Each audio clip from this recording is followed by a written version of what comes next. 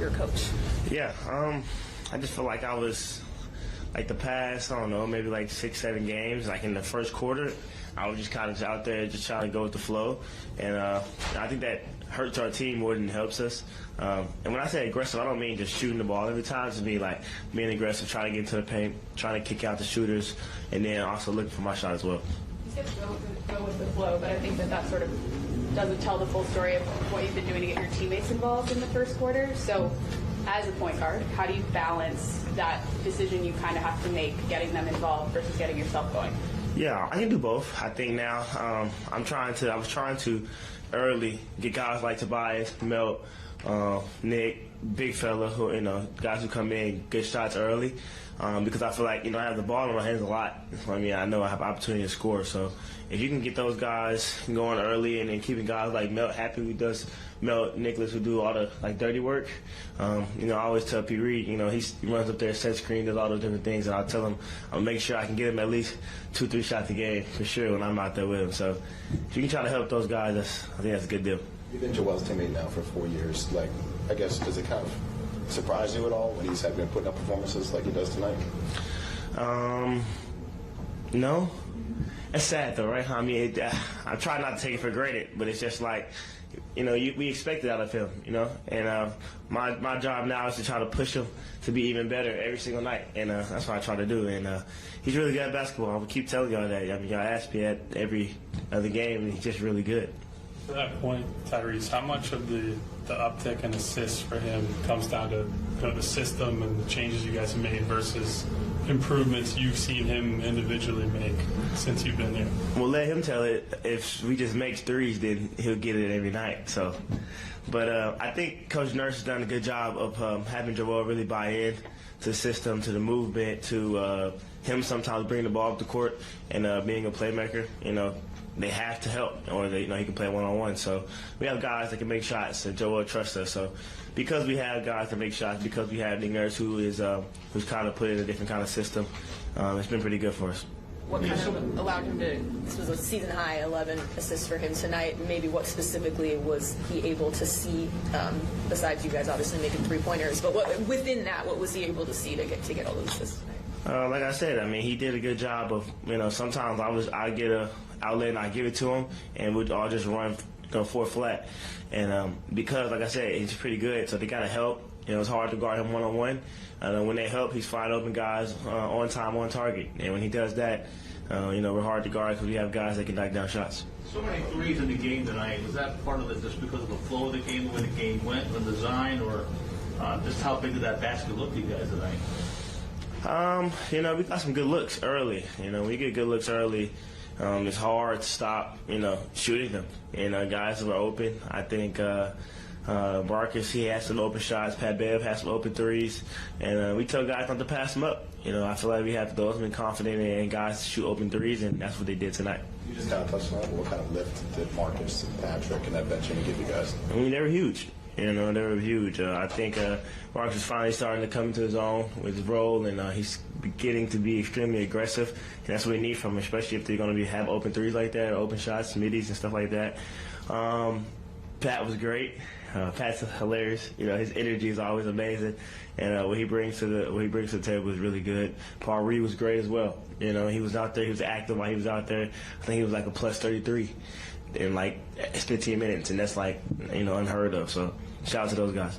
What is it about this matchup against the Lakers? I mean, we talked about a little bit, and I mentioned it to you in the locker room. 7 straight and 10 out of the last 11 that you guys were able to beat them.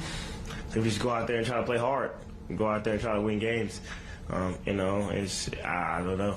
I really don't, honestly. Until some of those games I didn't play in, so I don't remember. but anyway, it's been great though, honestly. I mean, I don't think this was much Lakers. I think this was like Sixers. We were going out there trying to be better versions of ourselves than we were last game. I think we closed the game out this time a lot better than we did last game. We were kind of disappointed in that. So for us to go out there and do that wire to wire professionally, it was really good.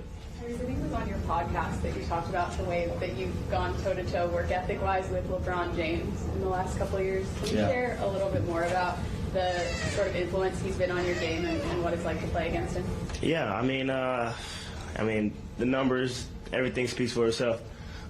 He's also someone who's pretty good at basketball, and I feel like his work ethic now in what year is this, 22, 21? It hasn't slowed down, which is the crazy part to me. Like, he's still trying to get there early. And like when we worked out at 6, he's still trying to beat me to the gym. Like, he has 4 MVPs, Finals MVP. He has all those things. Like, his accolades are through the roof. And for him to still go out there and you know, his want to and his drive to try to beat a young 22-year-old to the gym who hasn't done anything, that just shows who he is, man. And that's, you know, hats off to him. Can you share exactly what happened? You showed up at 6, then he insisted on being there at 5:30. Yeah, it was just, the workout was at 6. I get there early, like always, 5:30 to stretch. Next time we work out at 6, he was there at 5 o'clock. When I walked in, he was in a full sweat. I said, "What's wrong? What are you doing?" And he was like, "I can't let you beat me to the gym." And I was like, "You're insane." He was in a full sweat, just had to do the whole lift. So that whole week, he was trying to get there at 5, and I was like, "You know, I lift after this workout, so you got it, man. You win." When Joe said a couple seasons ago that you wanted to take in 10 threes a game, that seemed a little outrageous at the time. And now you're already at 10 in the third quarter. Just how have you continued to develop that area of your game and like when to pull the trigger? Just how is that even now with the role that you're playing? Sometimes it's still unreal to me. I'm not gonna lie. But I just take them when I'm open, and I feel like it's a good look. It's a good shot for us. I feel like Coach Nurse, he keeps telling me like that's a high percentage. Bless you. That's a high percentage shot for us, and I mean I'm gonna take them just so I don't get yelled at by Joel or Coach Nurse. So I'm gonna try to shoot them when I can when I'm open, and I feel like guys are shooting them as well. You know, I've been on Tobias about shooting him because he's a great shooter. So when he's open, I want him to shoot. Melt when he's open, I want him to shoot, and I think it's done a good job for us. With the two-man game with you and Joel, like how have you seen that come along this season, specifically when he's the one passing and you're the one trying to play off of him and score? Yeah, it's interesting, man. It's hard. I think it's a hard cover. It's hard to figure it out. Sometimes I can handle, and he can set screens, and then if they're in drop, I can shoot threes. If they're up, I can probably pass to Joel. Like so many different things that we can do. We can play off the catch when he's handling or when he has the ball. But, hats off to him. He's been extremely he's been on me to be aggressive. So, and he's helped me a lot. And he's setting screens, and he's really looking for me and looking for all of us on the team. So, Joel, like I said, he's really bought in, and we appreciate him for that. Two-man game, or are you reading the defense? Like, how are you trying to figure out what your next step is when you're in that? I can't tell you that. No, I'm just playing. It's just a lot of different reads that goes on. If he goes under, pop back. If he denying, go back door. If he trailing me, then I curl sometimes. Like, it's just a lot of different things that we can do off of that. And that comes with a lot of repetition, a lot of practice, a lot of film. And, we're going to try to keep getting better at one day at a time, one game at a time. You talk about being more aggressive. It seems like the last couple of games you've taken more shots in the mid-range even. Is that something like an adjustment maybe you made to some of the things that defenses are doing to you? Yeah, they're trying to take away my layups, trying to take away floaters, and then they're being extremely physical with me when I get to the paint. So if I feel like sometimes there's just no need to go in there and try to be super athletic or move the ball around and try to get fouled. Sometimes I can make a mid-range jump shot. I worked on it, got to trust it, and it's a good look for me. It's a good look for us as a team as well. Shooting, but when you have a game like this one, when you get the lead early and never really allow them to come back in and just stay with it for 4 quarters, how satisfying a game like this one for you? Yeah, I mean, I certainly don't go into a game like this expecting that kind of,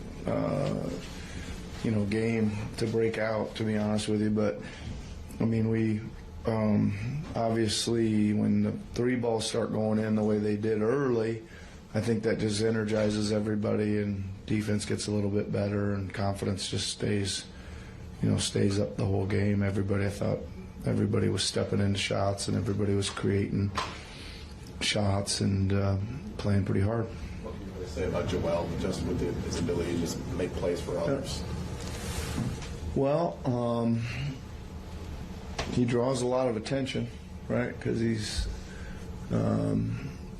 such a good scorer, and usually you got to take your choice of how you're gonna stop him, or are you gonna come off of people, and we just keep working on all the things that we possibly can see with them sending multiple players to us, and some of it's taken some time. But we'll just keep working at it, and he's certainly willing to fire it to guys, and he's doing a pretty good job of that. And I think he's mixing it up pretty good. I think when he does see some space, he's going to go down. I'm super impressed with how much he's going to the basket and how much he's offensive rebounding. Right, those are big buckets when he just decides, all right, I'm going to go get the offensive rebound, stick it back in. It's a little, those are big spirit lifting plays for us.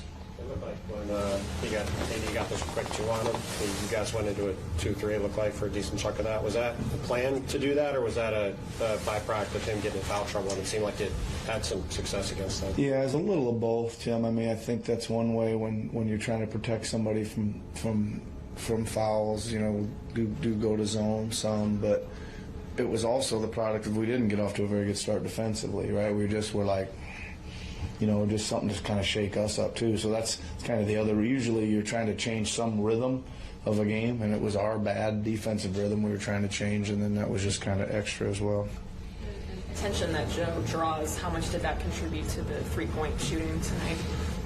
Yeah, I mean, I think a lot. He probably had 11 assists. Most of those were, I'd probably say 8 or 9 of those were probably kick out for threes, and there was a couple back cuts as well sprinkled in. And again, that's kind of what we're trying to do. If you're gonna take one thing away, we're trying to see the other one. So he sprinkled in again a little bit of rim cutting, but most of them were kick outs. So again, he's playing. That's it, man.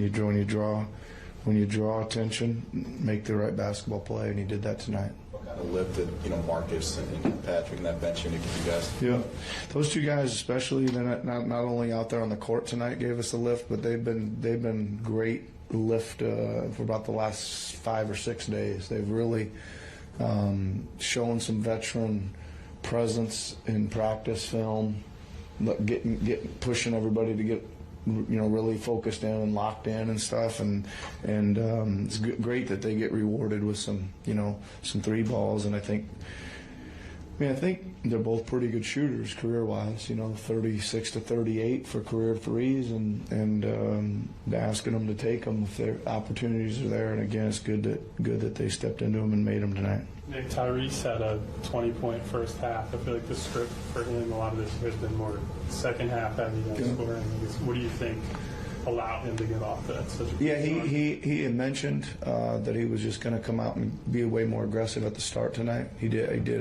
He just said, man, I got to get into the game sooner. It's kind of was his comment. He obviously did that, right? Think that.